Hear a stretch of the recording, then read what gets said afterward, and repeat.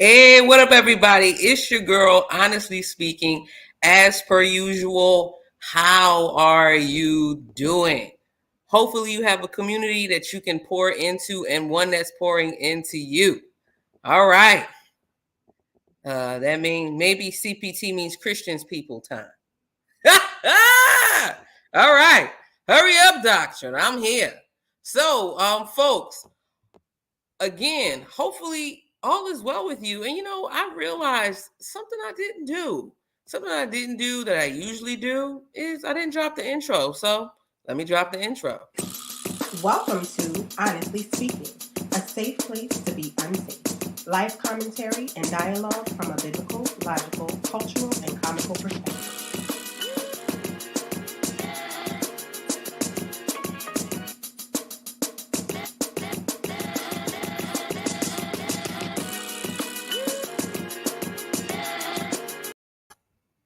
Hey, again, welcome. Hopefully you have a community that you're pouring into and one that is pouring into you. So today, I'm not going to be here long. Hopefully we'll have some more people pouring in. I see we have a couple of people watching. If so, just say what's up in the chat.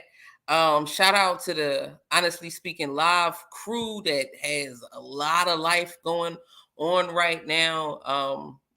Thoughts and prayers are with everyone who has things going on with them. Hey, shout out to you, Rev C. Amen. Again, to those who haven't, I think I said this before, if someone has not as of yet subscribed to Rev C's channel for Christians who are into had to turn my lights on, for Christians who are into like the deeper side of things, that's Rev C. That's Rev C. Like, he gets into the Greek, he breaks it down. He's a good brother. So yeah, grace and peace. Today, I'm just going to be wrapping up our discussion on EQ, emotional intelligence, and why it's important. Why is emotional intelligence important? Hopefully, we'll have some people filter in. If not, they'll come through in a bit. But let's get into this, okay? So we've already talked about what EQ is, emotional intelligence, your ability to identify what's going on with you in order to regulate it. And today, as we bring everything to a head and to an end, I really want to talk about, or as we button up everything, I really want to talk about the reason why it's important for us to focus on building up our emotional intelligence. So today's live is called PEEP Game. And so for those of you who don't know, PEEP Game is a saying that people from the urban community says, not necessarily Black, you could be urban. Remember, we talk about nuance. You could be white and say PEEP Game or whatever.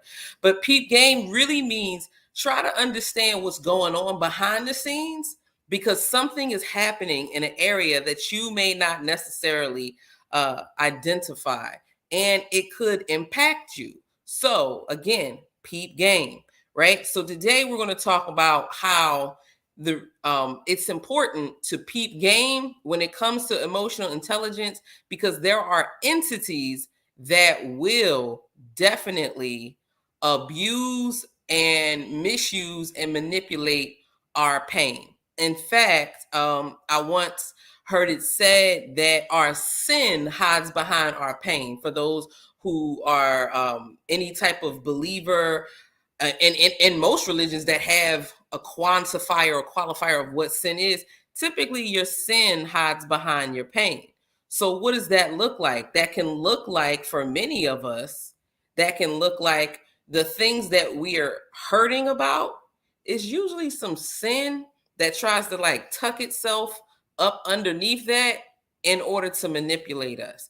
And then what happens is there are various systems that come in, and entities that come in, and people that come in to manipulate those feelings, and we end up dismissing them because of what? Because of our pain. And we think when someone tries to speak to the area that we need growth in, we think they're trying to attack our personhood and dismiss our pain. I'm going to give you an example of how all of this is manipulated. I'll put it in there, a fair use. Yeah, fair use.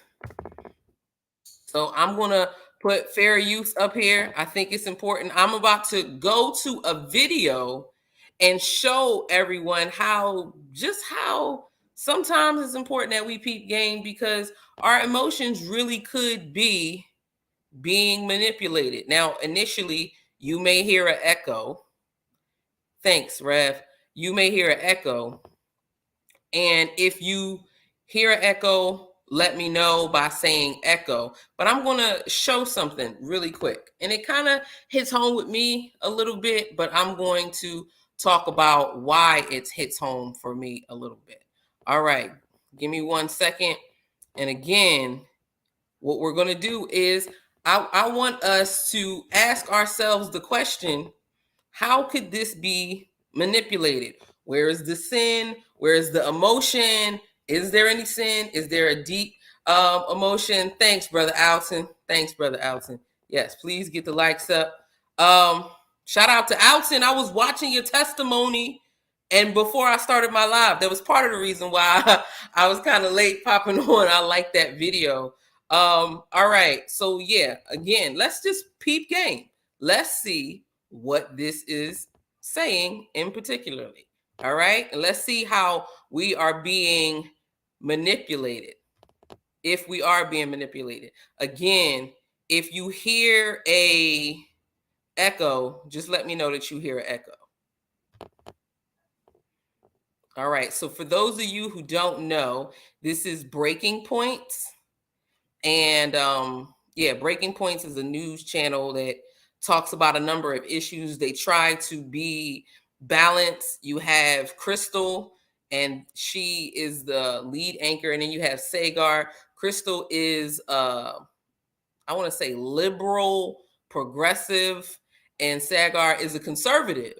And they actually meet head to head on certain issues, but actually try to have a fair and balanced view of things. And I kind of like looking at news that tries to present things from a fair and balanced or even nuanced perspective. Another one, if you want to check it out, and of course, these are all secular, is the Lost Debate is another channel that I highly recommend, where they literally have people who are left, right, center, and in between kind of talk about certain issues and then debate those issues. But let's talk about this for a bit. Let's see what's going on here. As International spun off from Kraft Foods and makes the foods like Chips Ahoy, Oreo cookies, Sour Patch Kids, basically all sugary junk food, delicious and snacks. things, but not good for you. With that knowledge, now watch this video and see how much of an op that it is. I got us donuts. Those are so bad for you. Oh no, are they moldy? I mean, are they poisoned? Are you allergic? No, I'm just saying. You're judging my food choices based on a false standard of health again, aren't you? Guilty. Diet culture, fat phobia, and systems of oppression have created false hierarchies of food, and it shows up everywhere. For instance, harmful thought patterns like earning food through exercising, or that dessert is the reward for the punishment of eating vegetables. Remember that you do not need to earn food. We are all incorrectly taught from a young age that our size, and therefore the foods that we eat, are markers of our self-worth. Moralizing food can lead to harmful relationships with food and disordered eating. Instead of focusing on good and bad choices, try to approach food with neutrality in mind. The only foods that are bad for you are foods that contain allergens, poisons, and contaminants, or food that is spoiled or is otherwise inedible. Eat without guilt, regardless of what society says.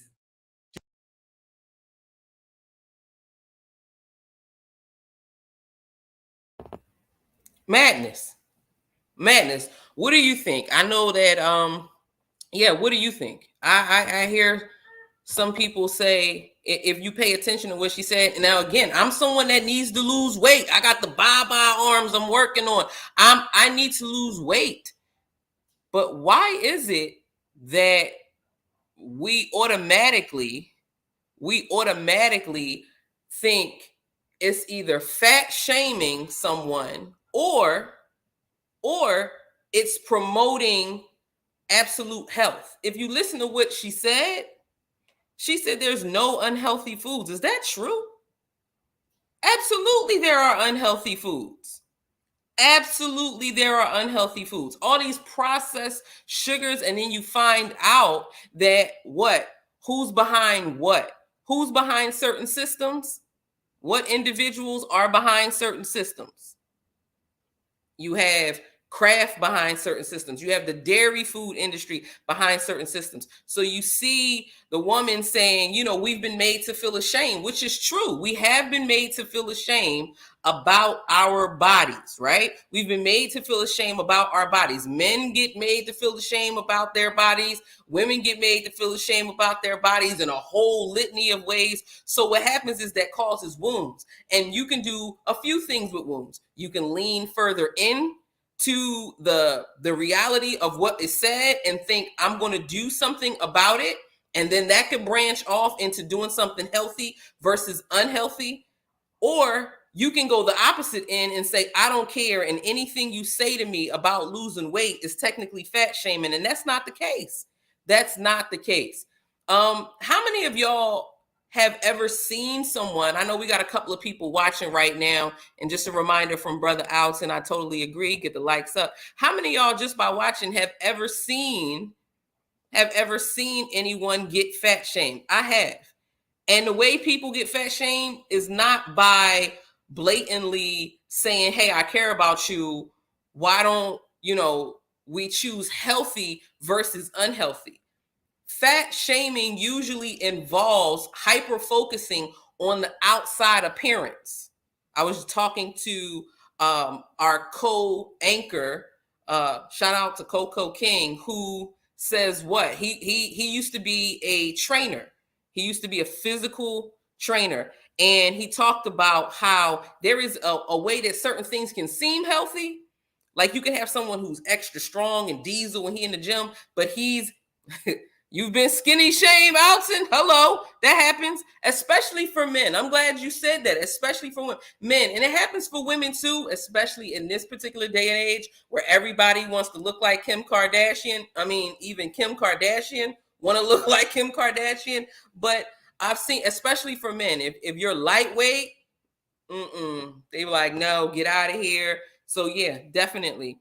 But what ends up happening is what do we end up doing? We in our society now, we either lean further into the calling of people like overweight and we actually do fat shame, or what do? We hyper focus on the external instead of talking about, hey, what's healthy versus what's unhealthy. Just like I told you how Coco spoke about how he has in his experience of being a trainer, seen and known and even studied guys who are diesel, who power lift. They have the appearance of being healthy, but they have all types of cardio issues going on.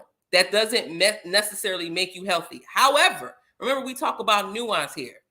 There is a higher chance that individuals who lift weights, who have the appearance of muscles and things like that, are healthier than those who are overweight and or obese. I mean, it just is what it is. And I'm saying this as somebody who needs to lose weight myself, as somebody who's actively working on losing weight. So how does that connect to everything we're talking about? It's emotional manipulation. People tap into your wounds.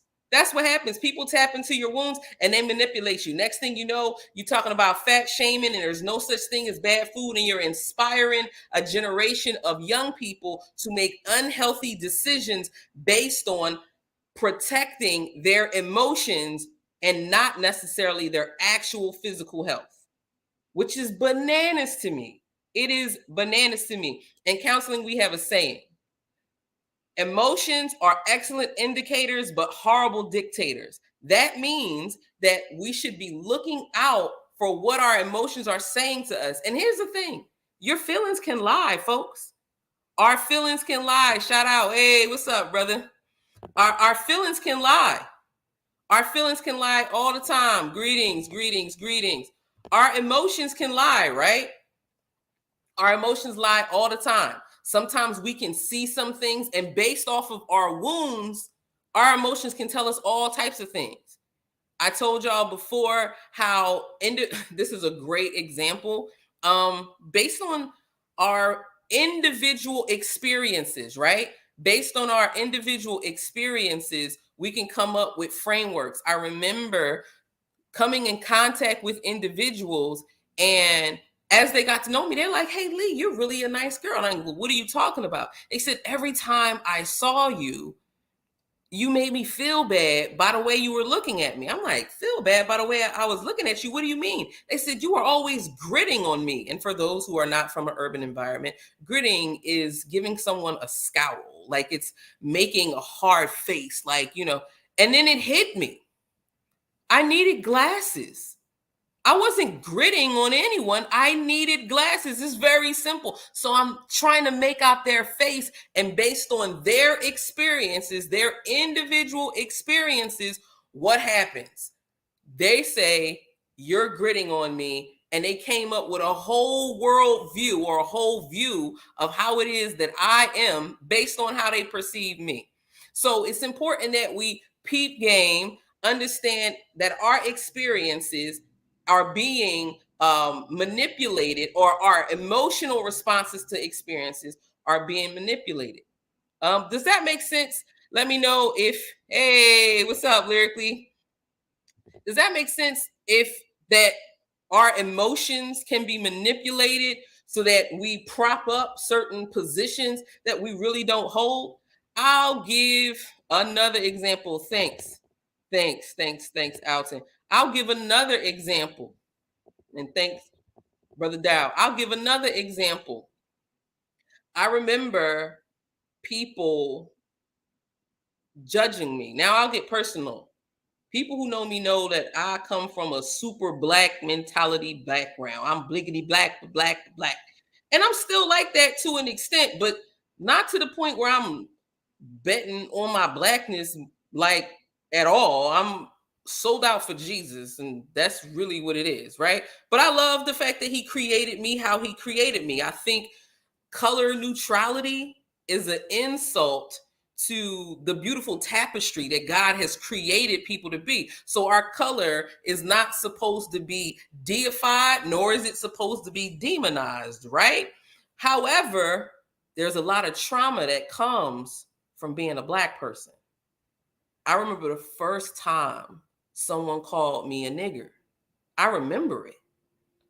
They called me a nigger and a bitch, to be honest. And I remember the way it stung. It hit in a way that I never knew a word could hit like that before. And this is before, this is after I was super black. So it hit it hit me in a way. And I remember thinking, Lord, what is going on in this world? And I'm like, again, super biggity black, right? But with all of that, I remember black people coming at me because I told them I wasn't going to vote for Obama. Uh-oh. I had people from other countries call me and tell me that I was a disgrace to my ancestors and that they're probably rolling over in the graves because I said I wasn't going to vote for Barack Obama. Now, in that moment, nobody asked why. No, I can't say nobody. Few people asked why. And when I told them one thing, the first time, because I didn't vote for him either time, the first time, they said, why? I said, because of the Baby Born Alive Act. So for those of you who don't know what the Baby Born Alive Act is, the Baby Born Alive Act was an act started in Chicago that children who survived abortions, these children who survived abortions legally, according to the state laws, and in Chicago, Illinois, were not allowed to be revived. They weren't allowed to be saved. So nurses, and doctors had to watch these babies die. They weren't allowed to comfort them. They weren't allowed to hug them. There were nurses who got fired, who suffered PTSD because they had to let the baby die in agony and pain on the cold slab. Now, regardless of how you feel about abortion, I don't know anyone who is pro-choice that supported that when I described that's what happened to them. They were just like, yeah, that's horrible. That's horrible. That is horrible. So George Bush, who I ain't a fan of, who by his own admittance talked about how he illegally raided Iraq and Iran and all the Middle East. He said it was a Freudian slip, but he definitely said it, right? So, and he talked about how people who, it was funny how he admitted it, about how the election was stolen and stuff like that. It was bananas. But anyway, you can Google it, you can YouTube it. He mistakenly admits that his election was a fraud, which it technically was. And anyway, I'm not getting into that. But I wasn't a fan of him, right? But one thing he did was he signed the Baby Born Alive Act, which meant that the doctors could hold the child. They could try to revive the child if the child survived the abortion.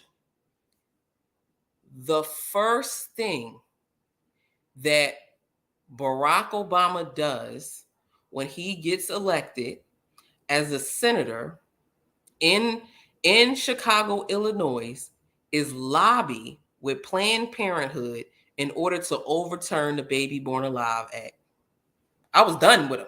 I don't care how much you are for, but I don't care how much I'm for you as a black person.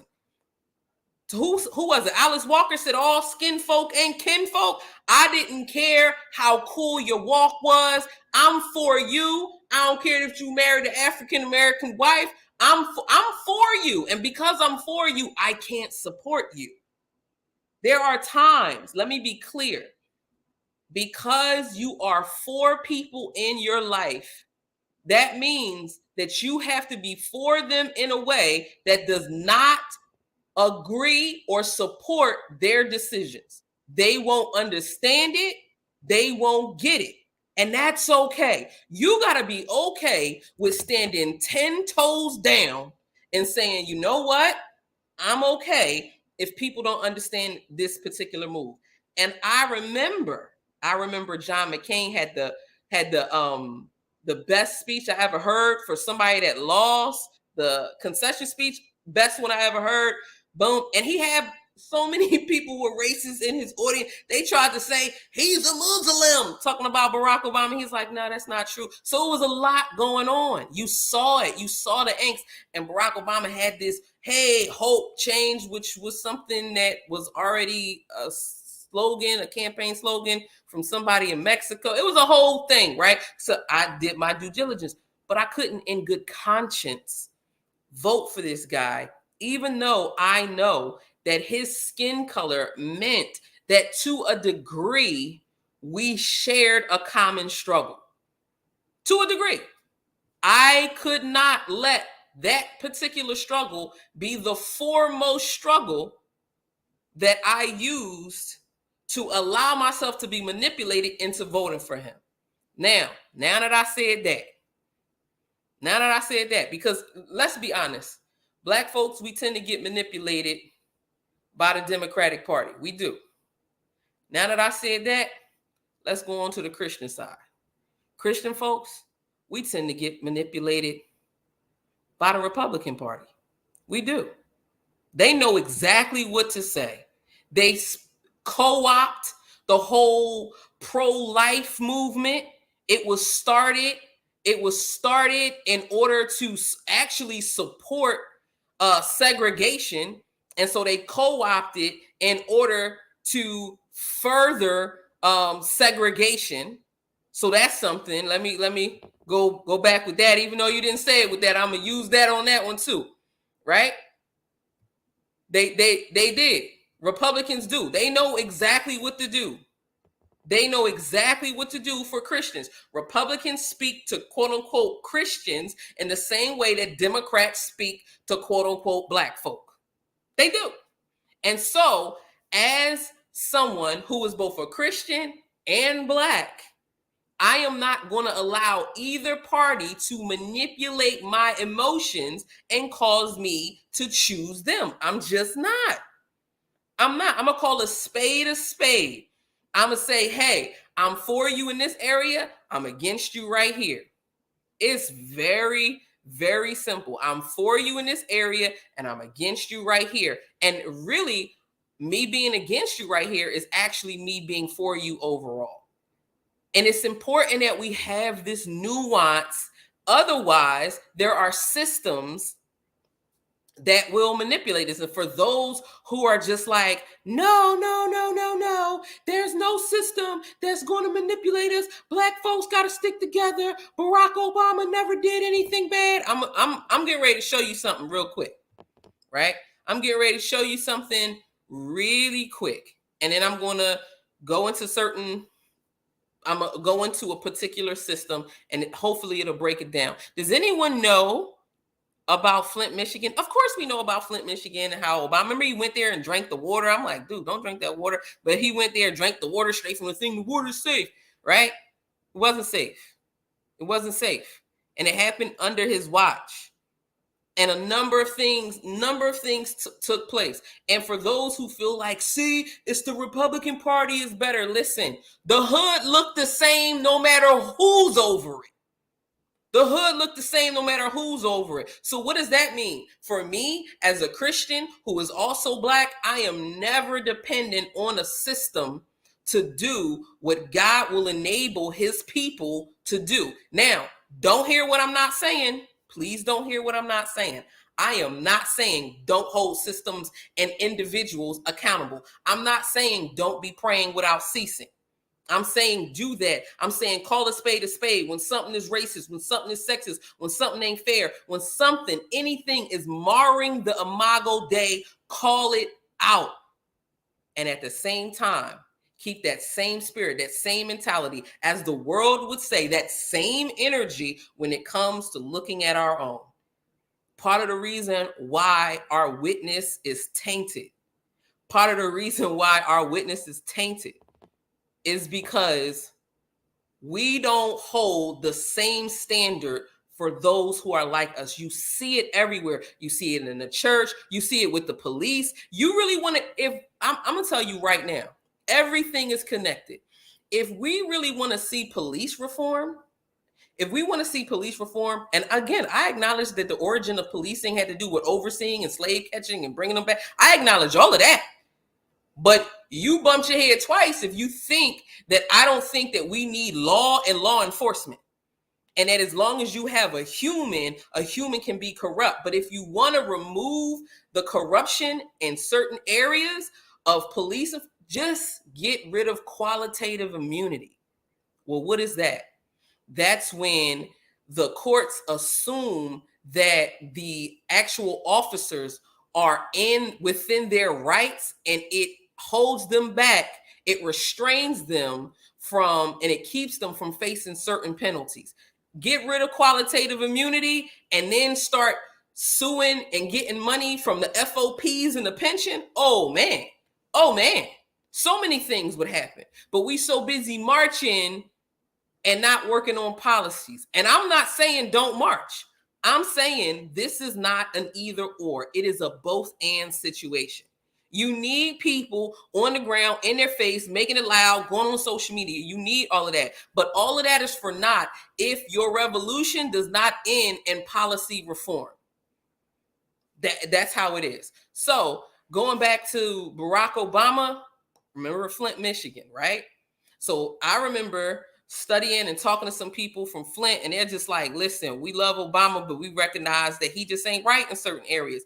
And then let me know if y'all remember when this happened. Let me know if y'all, thanks, Brother Alton. Let me know if y'all remember this happened. Do y'all remember when a helicopter urban military experiment happened in Flint, Michigan? Because I do. And I remember thinking, what? Why haven't we heard anything about this? I got video to show you that this happens, right? It happened. And it's extremely important that we remember that is bananas. Bananas. I'm going to share my screen. And again, I'm going to throw up a fair use, because somebody put fair use, because, yeah, I don't want it to get taken down. But this happened. This happened.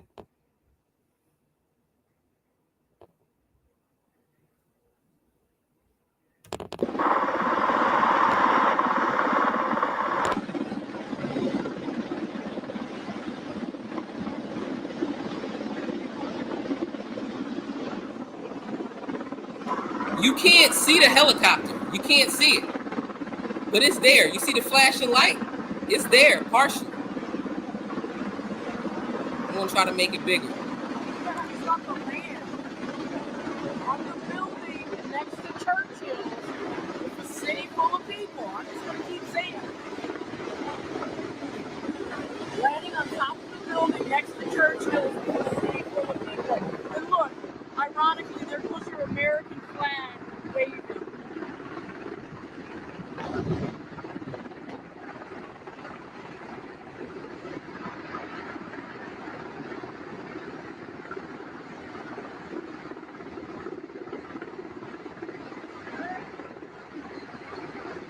Debris and everything's flying everywhere because they're landing. Like I said, people are walking around here. This is what's happening in a city. 2015, 12:11 a.m.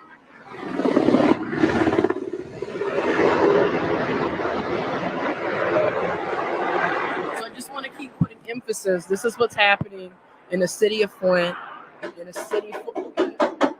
See that? I'm just saying. Do you see this? Do you see this, guys? Do you see this? This is happening in a city full of people, okay? In America, in the United States of America, in a city full of people in Flint, Michigan. Do you hear that? That's all I want you to know. You see lights flickering? And in the meantime, we're all out here. But this is what's happening in a city full of people. I cannot stress this. Coming to an American city near you.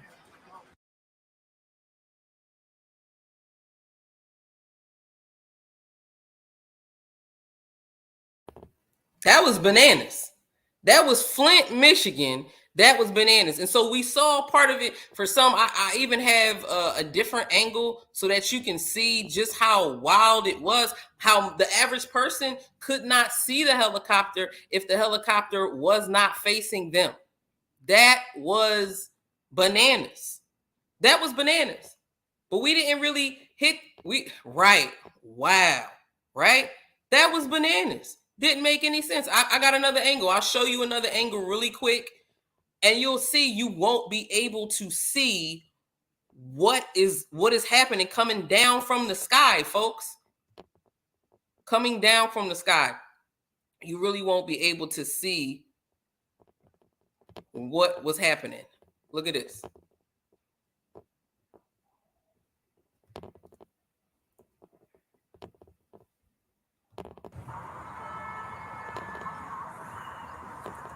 Even got the cop filming. Yeah, that's what I want. I want stuff like that. We're gonna edit this. That's gonna be great. We're gonna put it up.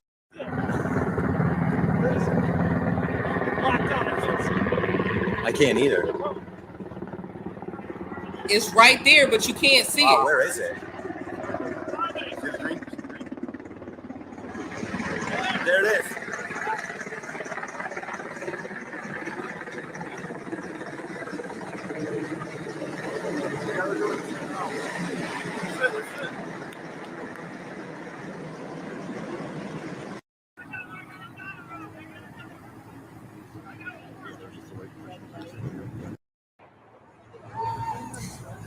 This is so fucking split. Was there?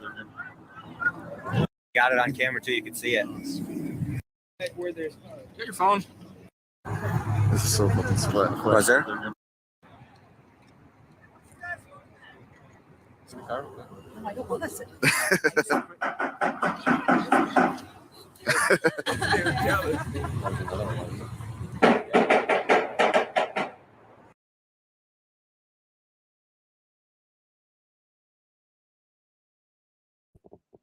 So again, this was a military exercise that took place in Flint, Michigan, and the people of the city weren't warned. This was a government exercise that involved stealth helicopters, all types of firearms in a building, and the people weren't warned. On the news, there was like a little clip, oh, we apologize about that. And so I say this to say, the moment as a Black person, you go to speak out against this and say, like, yo, look at what he did, automatically, you're not Black. And just like as a Christian, the moment you go to call out the racist isms that exist today, all of a sudden, you're not saved. That ain't important. It's like, what is going on? So I want to share this again. I know I shared this before. I want to share this again to show how isms work, to show how they manipulate our emotions, and really for us to focus on the definitely not. Don't mess around and get blocked. All right. Blocking you blesses me. Trump, talking about 2 Corinthians. Trump, this dude who made a list of people who couldn't get into his building, absolutely not. This dude is not good. And I'm not telling you to vote in contrary to Barack Obama. I'm saying if you feel like Trump is a better choice than Trump, he said, I'm calling Obama out. You think Obama's the Antichrist? Nah, he ain't even close to the Antichrist. Trust me. Nah, and even biblically speaking, there's certain criteria that he don't even meet. Nevertheless, this is not that. This is not a bang on Obama session. I'm not for Trump. I'm not for the Republican Party. I'm not for Democrats or Biden or their particular party. I'm not. They are not the solution. And I'm just going to remind us of this. And this is why it's important for us to understand where our emotions. You thought you had me. Good brother. No, you didn't have me. Never gonna have me on no Trump train. That's dead. when he called you his blacks. Nah, I'm good. And the reason why I'm saying we have to watch how we're being manipulated, because it's the same thing in relationships. That's why I said, how does this work in relationships? See, what happens is, if you understand the mentality of, I remember talking to a politician, and they were just like, led me to a video that said a predator's mentality is often like a predatory pimp or a predatory pastor. They said what happens is they highlight where you're broken, and they make it seem like only they have the answer to fix where you're broken. Not even pointing to the fact that part of what it is that they represent is what broke you in the first place. That's a pimp, a politician, and a predatory pastor. They will all do those things. Now, don't hear what I'm not saying. I'm not saying that's Christianity. I'm saying that's somebody who's a predator. And a predator could be anywhere. And that's the problem. We like thinking very simple, boop, boop, boop, boop, boop, boop, boop. And reality is not like that. And neither are certain levels of warfare. When Satan came at Jesus in Luke 4, he quoted scripture. And if you were not familiar with the scripture, you would not have even realized, if we weren't familiar with the scripture, we would not have even realized that he misquoted scripture.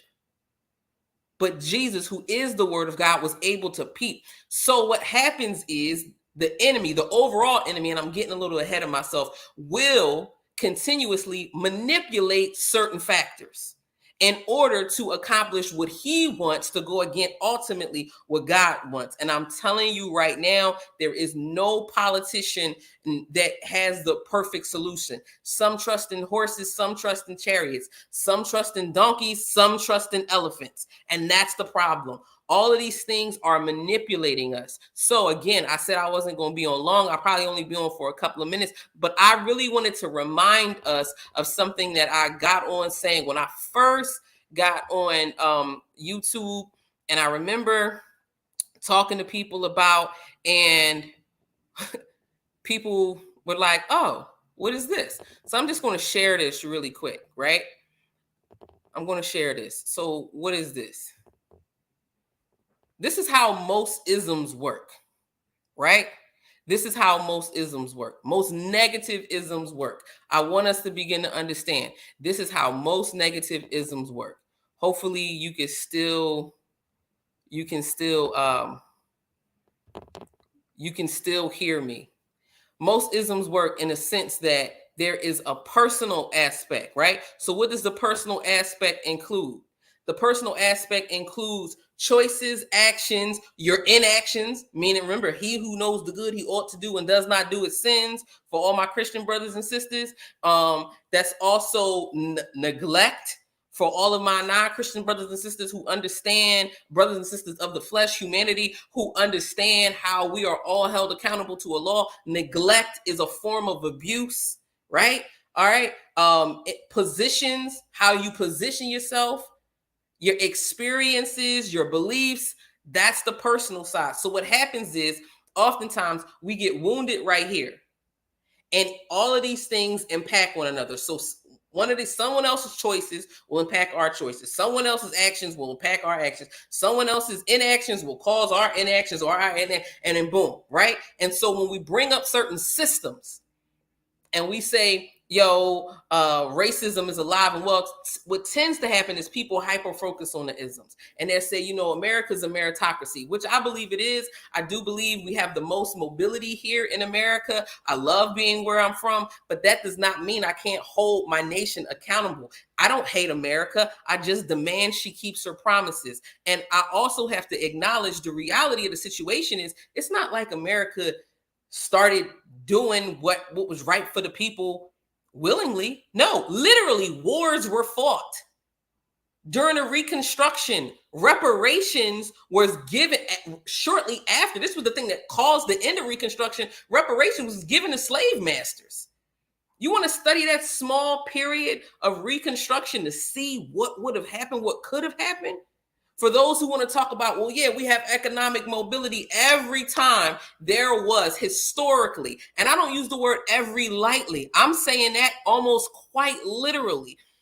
almost every time, except for Atlanta, and I'll talk about what's the difference with Atlanta. Almost every time Black folks created an economy in a town, what happens? It was either bombed. You got Tulsa. It was either blown up under, like literally underwater. How many Black cities are underwater because of economic envy? Because we have to remember the notion of race, it's not real. The idea of race is not real. Color is real. Nationality is real. Culture is real. But race, that ain't real. Race was something that predatory capitalists created in order, and they used it. Colorism already existed. But they created this thing called race, predatory capitalists, in order to still propagate a certain group of people. And it wasn't just white men, it was rich white men. That's why all of these systems connect. That's why when we talk about certain things, you have to talk about culture, you have to talk about class, and you have to talk about color, nationality, and all of these other things. So all of these systems were working together in order to break up when Black people were able to have a short period of time to be economically mobile during a Reconstruction, except for one place. Atlanta. Does anyone know why not Atlanta? Let me come out of here real quick. Does anybody know why not Atlanta? I'm going to see what it is that we say. Do I have any people guessing why not Atlanta? Anyone want to guess why? The reason why not Atlanta, I'm going to go back. The reason why he said why. The reason why not Atlanta is because Atlanta was near, there was a huge military base there in Atlanta. So national terrorists who were race-based terrorists nationally could not blow up Atlanta without harming the overall nation. So by proxy, Atlanta was spared, which why to this day, Atlanta is known as not Chocolate City. That used to be DC. Now it's like Swirl City. But anyway, it was protected. That is because of where it was placed in proximity to the military base. They couldn't do Atlanta the way they had done Tulsa. They couldn't do Atlanta the way they had done these other areas where Black folk were thriving. Like literally, you can, if you don't believe me, he said, to this day, that's right. So they couldn't do it. So what ends up happening is, and I'm going to go back to Sharon. So we have the personal aspect, right? We have the personal aspect of it. That's what we hyper focus on oftentimes. We have the personal aspect. That's what we hyper focus on. And then you have some people talk about the structure. Now the structure, this is the systems, right? The structure is entertainment, legal, education, food, and medicine. Oh my goodness. You really want to see where the money reside, Follow the money. Is going to hit you with the Food and Drug Administration, right? Then you have the financial, that's the banking and the institutes, right? Then you have housing and even religious institutions. They were all working together. So I'm going to say how both sides get manipulated. If you are conservative, when someone brings up this structural system of racism, you want to highlight the person's individual responsibilities. So they talk about how these systems, the entertainment system, the legal, educational, food, financial, boom, are all set up with racism at its roots. That's a fact. And how that stuff trickles down and impacts them. But people don't believe that. And then they would do what? They hyper-focus on the personal. They say, oh no, listen, your actions, your choices, are your beliefs, positions, experience, your inactions are what allows you to become mobile to this day, right? Now, when it comes to abortion, conservatives, you stay here. You hyper-focus here. You talk about this system. We cheered when Roe v. Wade was overturned. Why? Because we understood that it was more than a personal thing. We understood it was a structural thing. But when it comes to racism, all of a sudden it's only personal. And if you're a liberal, it's the personal decision. It's up to you. You can do whatever it is you want to do. You can do whatever it is you want to do. It's all about you. But you pissed off when it's the structural. You see how depending on your particular vantage point, you want to focus on one. I'm saying both are legitimate and they do what? They intersect. Why? Because the main thing is really this. This is when I get in my Christian bag. Okay? All negative isms are about the denial of the Imago Dei. Partiality. We have to watch out for the leaven of the Pharisees and the Sadducees. Rev C. Alton, I charge you both, even other brothers, a couple of people in here, talk about the leaven of the Sadducees and the Pharisees. Like one group, the Pharisees, all legalism, do's and don'ts. These dudes didn't believe in the power of, they didn't even believe in the actual resurrection. So what does that look like? They living for the day. They hype living for the day. Here, get your heaven on earth, all this other stuff. What does this look like? You can't. I'm not free. This one too focused on their freedom. This one not focused on their freedom at all, right? Boom. Principalities, pride, lust, greed, murder, hatred, perversions, and more.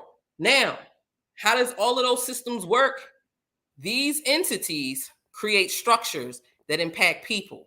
And then you have people within these structures that are also being ran by these entities. It's extremely important that we don't negate or neglect any of this, because we'll hyper focus. If you hyper charismatic, everything a demon. It ain't about the it daggone sure ain't about the structural. You hyper focus on the spiritual and on the personal. If you're a hyper charismatic or a high charismatic, you know what I mean?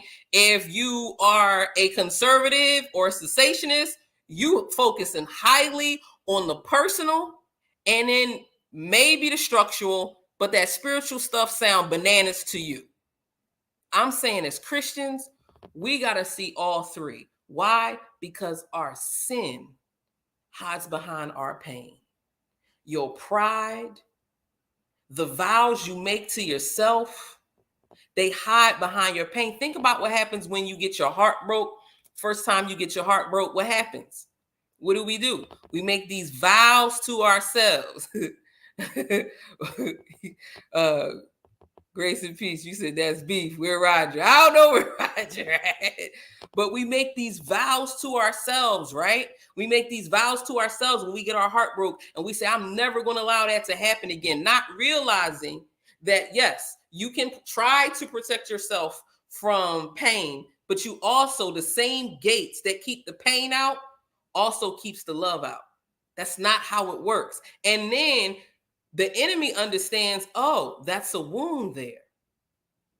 And so what happens? The enemy, through certain structures and individuals, will get us to hyper focus on those emotions. The next thing you know, we're allowing our emotions to dictate what it is we do, who it is we love, and how we love, not just who we love, but how we love, and what it is we consume with our eyes, with our ears, with our money, food in our mouths, and everything. We're allowing all of these things to happen based off of our emotions being manipulated. And here's a practical way our emotions are being manipulated. Very practically. Our emotions are often being manipulated by people just highlighting that we have emotions. It's funny. I don't know how that became an insult. I think it's connected to like sexism and being seen as weak, and as if weak is wrong. Like, that's ridiculous. Weak isn't wrong. In certain circumstances, weak is quite appropriate. In fact, you look like a fool trying to be strong in certain situations where weak is appropriate. Imagine a baby with a dumbbell, and it's like 20 pounds, and the baby's trying to lift it up, and it's like straining. You like, ha, look at you, little weak, little dumb little baby. You sound like a fool. The same thing happens emotionally. When grief hits and you just like, that didn't faze me, you sound like a broken fool in those moments. But the reality of it is we're scared, and we don't want to admit that we're scared to be vulnerable. So what happens is systems, people, the enemy, all try to make us ashamed for even feeling the emotions that we feel by weaponizing emotions themselves. You're emotional. As a man, you can't be hurt. You can't be afraid. That's not true. In fact, the most common command in the Bible is what? Fear not. Fear not. And God was mostly talking to dudes when he said that.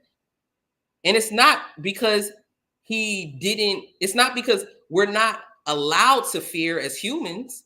He was saying it's natural for you to fear. Then lean into God and out of the fear. Acknowledge what you're afraid of. Fear is a natural response to a possible threat. It's natural. But when God is saying fear not, he's not saying because they're the thing that is this nothing to fear. He's saying you don't have to fear because the thing that you're afraid of is afraid of me. Hey, he's saying when you got me, you don't need to be afraid. I think that's what's really important. Grace and peace, Nate. I think that's really important for us to remember that. For guys, you're not allowed to be afraid. You're not allowed to be hurt or vulnerable. Oh, don't you dare be vulnerable. And I'm not saying be these things all the time. I'm not saying be this wuss of a man. I'm not saying that at all. I'm saying we need places where we can be our whole self. We need places where we can be our whole self. And then as a woman, we can't be angry. We can't, don't you dare. The moment you angry, I suffer not a woman. Don't even let you appear to be angry. I often have to watch my tone. I have all brothers. I'm the eldest and the only girl, and I'm the only female in my immediate cousins within a 7-year radius. So I grew up in a house with in a family with a bunch of loud guys that say it from their chest, and they don't have a problem with saying it from their chest. If I use the same level of volume or bass in my voice as them, like amongst them we're good, but with a man, it's seen as disrespect. It's seen as I'm tapping into masculine energy, which to a degree I can understand how somebody could say that. Where in my mind, I'm just being direct. If a woman is being direct, she's aggressive. She can't be assertive. She's aggressive. And then those things are seen as wrong. Whereas the Bible says, be angry and sin not. There is nothing wrong with being angry. And speaking of respect, let me just say to my brothers, I got one for my brothers and then I got one for my sisters. I'll speak to my sisters first. Do not confuse emotional love with lust and affection. And don't confuse affection with intimacy. Okay? So what do I mean by that? There is a saying that says, girls give sex in order to get love, and guys give love in order to get sex. Hey, grace and peace. You're good brother. You're good brother. So that's the saying. Women give sex in order to get love, and men give love in order to get sex. And when I say that to women, tell me if y'all think that rings true. Put a 1 if you think that rings true. But when I say that to women, I'm like, the sad thing is, he's really not even giving you love, and you really are giving him sex. That's crazy, because you conflated intimacy and not even you conflated sexual relationships and softness with emotional intimacy, and that's not the case.